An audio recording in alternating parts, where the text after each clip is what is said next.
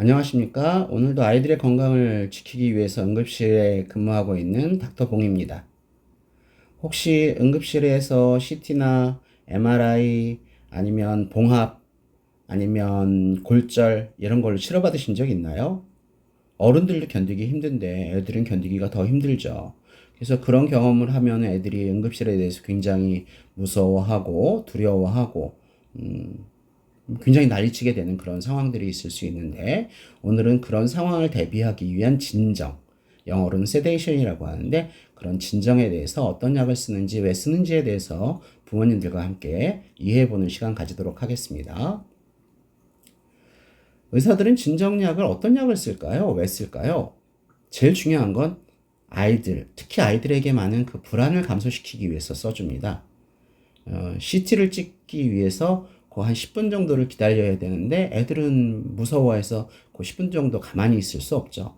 그럴 때 불안감 해소와 애들을 가만히 좀 있을 수 있게끔 하는 그런 목적으로 쓰기도 하고, 또 성인들도 MRI실에 들어가서 이 MRI 사진 찍는 30분, 40분 정도의 시간을 견디기 되게 무서워하는 분들도 있습니다. 그런 분들한테 또 이런 진정약을 쓰기도 하고요. 또 아이들이 이 단순 봉합을 할 때도 그 주사 놓고 또 꼬매는 그 과정 자체를 굉장히 무서워해서 또 아프기도 하고요. 그런 것 때문에 통증 완화를 위해서 저희들이 진정을 하기도 합니다. 특히나 골절 같은 거 있을 때 도수정복으로 뼈 맞출 때 무지하게 아프죠. 그럴 때 애들을 통증 완화를 하고 불안도 감소시켜주고 또 그런 기억도 잘 나지도 않게끔 해주는 그런 힘든 시술을 아프지 않게 좀 도와주는 그런 역할도 합니다. 또 MRI 같이 30분, 40분 동안 움직이지 않게끔 해야 되는 그런 검사를 위해서 또 저희들이 진정을 하기도 합니다.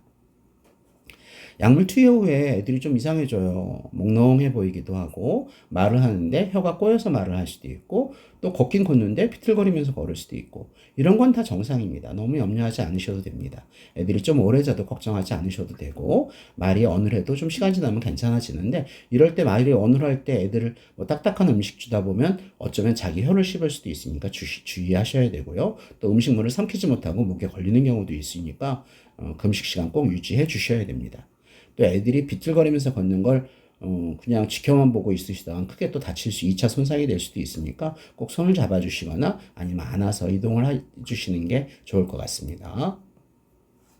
아이가 깊게 자는 것 같아 보여도 그냥 자는 거예요. 애들 이 진정 약물 투여한 후에는 특히나 오랜 시간 진정했을 때 MRI 같은 거 찍느냐고 오랜 시간 진정했을 때는 깨는 시간도 굉장히 오랫동안 걸릴 수 있거든요. 의사들이 잘 관리하고 있으니까 좀 깊게 자는 것처럼 보여도 그런 건 크게 걱정하진 않으셔도 괜찮습니다.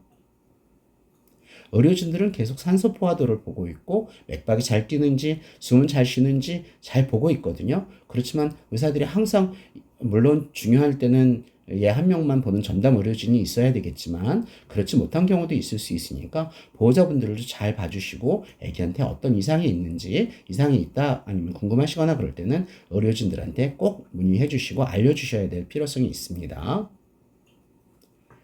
뭘 어떻게 해야 될지 보호자분들도 같이 불안해하시고 안절부절 하시는 경우들이 많은데 애기들 손들 꼭 잡아주세요. 엄마 아빠 체온은 애들이 압니다. 그 다음에 아기가 지금 잠들고 있는 것 같아도 듣는 것도 많이 듣는 경우들이 많이 있거든요. 그러니까 아기한테 엄마 아빠가 여기 있다라는 거 이렇게 속삭여 주시고 알려주시면 애들이 훨씬 더 안전하게 치료받으실 수 있고요. 아기가 숨을 잘 쉬는지 잘 봐주세요. 가슴이 오르락 내리락 하는지 또 아기가 뭔가 좀 이상하다 싶으면 꼭 어르신들에게 알려주실 필요가 있습니다. 보호자가 하면 안 되는 행동, 이거 굉장히 중요합니다. 저희도 응급실 근무하다 보면 아이만 놔두고 보호자분들이 어디 가시는 경우가 있는데 특히나 진정 후에는 애들 그렇게 되면 분명히 낙상사고 일어납니다. 물론 의료진들의 책임도 있겠지만 보호자분들도 주의해 주셔야 됩니다. 진정 후에는 절대 아이 혼자 있어서는 안 됩니다. 그 다음에 의사들이 허락하기 전까지는 음식물 먹이시면 안 됩니다. 먹다가 혀를 다칠 수도 있고 기도에 막혀서 2차 큰 사고가 날 수도 있습니다. 그 다음에 혼자 걷게 하지 않게 꼭 안아주거나 보조해줘서 걸을 수 있게끔 주의해 주셔야 됩니다. 이런 경우에는 꼭 의료진에게 알려주셔야 됩니다. 아기들 입술 끝이 파래지거나 손톱, 발톱 끝이 파래지는 경우에는 바로 의료진에게 알려주셔야 됩니다. 아기가 숨을 못 쉬고 있다라는 겁니다. 그 다음에 아기가 숨 쉬는 것 자체가 힘들어하거나 얘가 평상시엔 코를 골지 않는 애인데 굉장히 심하게 코를 곤다라는 건 굉장히 깊은 수면에 들어갔다. 깊은 진정이 됐다. 마취가 심하게 들어갔다라는 증거일 수 있기 때문에 그것도 보호자분들이 의료진들한테 얘기해 주셔야 되고, 아이가 심하게 토하려고 할 때도 얘기해 주셔야 되고, 모니터에서 알람이 계속해서 문제 있게 울릴 때도 의료진들에게 알려주시면 굉장히 의료진들에게 도움이 될 수 있습니다. 집에 돌아간 후에도 주의하셔야 될 거, 약이 물론 약효가 저희들이 아기가 깨고 정상화된 걸 확인하고 집에 보내겠지만 24시간 동안은 약 기운이 남아 있을 수 있습니다. 하루 동안은 보호자분들께서 꼭 데리고 계시고 잘 때도 같이 주무시고 좀 관찰을 잘 해주시면 좋겠습니다. 그 다음에 완전히 깬 후 음식을 이것저것 먹이는 것보단 물이나 유동식부터 해서 조금씩 마시게 해줘 보세요. 그 다음에 이거 정말 중요합니다. 아기가 이제 다 깬 것 같고 정상인 것 같으니까 자전거도 타고 놀고 계단에서 뛰어놀고 위험한 놀이 못하게 해주세요. 분명히 다칩니다. 애들 넘어져서 크게 다칠 수 있고.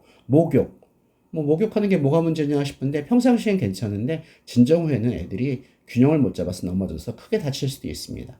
하루 정도는 목욕을 좀 삼가해 주거나 아주 조심해서 목욕시켜 주시는 것도 필요할 수 있습니다. 진정. 옆에서 보고 있으면 굉장히 안쓰럽고 걱정되고 또 뭐 사고 났다는 뉴스들도 듣고 그러면 굉장히 걱정이 많이 되시겠지만 대부분의 아이들 별 문제 없이 안전하게 치료 잘 받고 있습니다. 의료진들과 함께 아이 숨소리와 입술 색깔 이런 것들을 지켜보면서 잘 관찰해 주세요.